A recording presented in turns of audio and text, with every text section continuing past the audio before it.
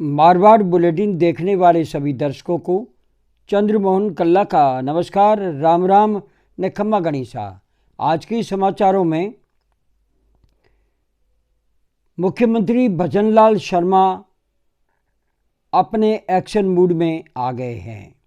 उन्होंने जो पूर्व उप मुख्यमंत्री सचिन पायलट ने अपनी ही गहलोत सरकार के विरुद्ध जो मांगे उठाई थी, उस मांग को पूरा करते हुए पेपर लीक मामलों में एसआईटी गठित करने की घोषणा कर दी है और इसके दिशा निर्देश जारी कर दिए हैं। और ये नई सरकार का पहला कदम माना जा रहा है।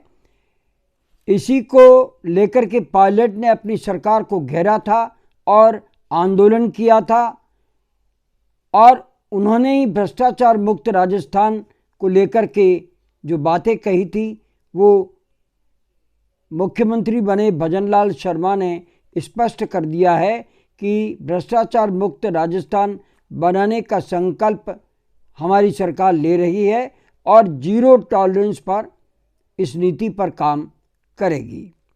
और साथ में उन्होंने ये भी कह दिया कि कानून व्यवस्था सख्त होगी और हम महिला अत्याचार को बर्दाश्त नहीं करेंगे। एक बड़ी खबर निकल कर के सामने आई है कि रविवार को सुबह मुख्यमंत्री भजनलाल शर्मा दिल्ली जाएंगे और दिल्ली जाने से पहले आज उन्होंने राज्यपाल से भी मुलाकात की है और दिल्ली में वे बड़े नेताओं से मुलाकात करेंगे और उन्होंने ये भी बताया है कि वे बड़े नेताओं से आशीर्वाद लेने के बाद में राजस्थान को कैसे चलाना है इसके बारे में भी बातचीत करेंगे। और राज्यपाल से उन्होंने मंत्रिमंडल को लेकर के भी बताते हैं बातचीत की है और प्रधानमंत्री नरेंद्र मोदी, गृह मंत्री अमित शाह समेत कई नेताओं से वे मिलेंगे और मंत्रिमंडल को लेकर के विचार विमर्श करेंगे। वे रविवार को रात का विश्राम दिल्ली में करेंगे और सोमवार को वापस जयपुर लौट आएंगे। मुख्यमंत्री ने स्पष्ट कर दिया कि जो भाजपा ने चुनाव के समय वादे किए थे, उसी संकल्प पत्र को वे हाथ में लेकर के काम करेंगे और मोदी की गारंटी पर राजस्थान का विकास होगा।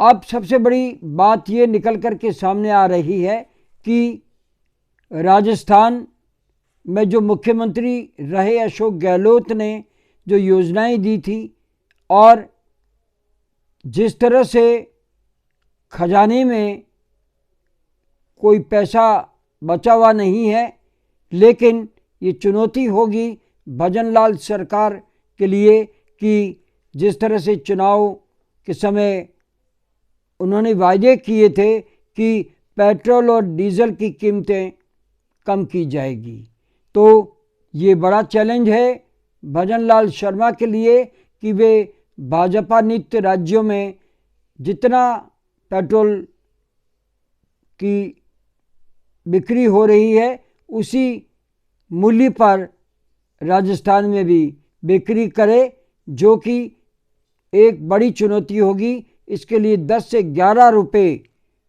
का भाव कम करना होगा और इसके लिए उन्हें कई तरह की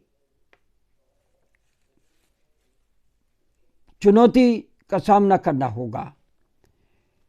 अब हम आपको ये भी बता दें कि पुरानी योजनाओं को लागू करना भी एक बड़ी चुनौती होगी।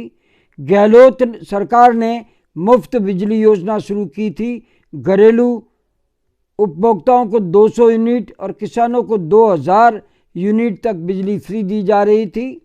और ऐसे समय में जब राज्य पूरी तरह से कर्ज में फंसा हुआ है और राज्य पर 5,37,000 13 करोड़ का कर्ज है, जो कि आरबीआई की हाल ही में जारी रिपोर्ट में बता दिया गया है। इसे किस तरह से वे पूरा करते हैं, बड़ी चुनौती भजनलाल सरकार के सामने होगी। अब एक और बड़ी खबर निकल कर के सामने आ रही है कि राजस्थान में डिप्टी सीएम को लेकर के एक याचिका दर्ज हो गई है और ये चुनौती दी गई है दिया कुमारी और प्रेमचंद को। जो डिप्टी सीएम की शपथ दिलाई गई है वो गलत है। ये संविधान में उल्लेख ही नहीं है कि डिप्टी सीएम की कोई पोस्ट हो। बहरहाल हाई कोर्ट में ये याचिका दायर की है और याचिका दायर करने वाले एडवोकेट ओम प्रकाश सोलंकी ने ये बताया है कि ये डिप्टी सीएम का पद कोई होता ही नहीं है, तो फिर शपथ किस बात की दिलवाई गई, ये याचिका में बताया गया है। और इसके लिए हाई कोर्ट ने शीघ्र ही तारीख घोषित करने की बात कही है। हम आपको बता दें कि पूर्व में कमला बेनीवाल और बनवारी लाल बैरवा और सचिन पायलट जैसे नेता और सबसे पहले हरिशंकर भाबड़ा शेखावत सरकार में उप मुख्यमंत्री रहे हैं। इस आधार पर 2 डिप्टी सीएम वर्तमान भजनलाल सरकार में बनाए गए हैं और उन्हें शपथ भी दिलाई गई है। अब हाई कोर्ट क्या फैसला करता है ये आने वाला समय बताएगा। फिलहाल आज बस इतना ही। अगला समाचार बुलेटिन लेकर फिर हाजिर होंगे और हाजिर होने से पहले हम आपसे जानना चाहते हैं कि आपको ये बुलेटिन कैसा लगता है। अगर आपको ये बुलेटिन पसंद है तो इसे सब्सक्राइब करें, लाइक करें, शेयर करें और इस बुलेटिन को बढ़ावा दें। अब हमें आज्ञा दीजिए। नमस्कार, जय हिंद, शुभ रात्रि, शब्बा खैर।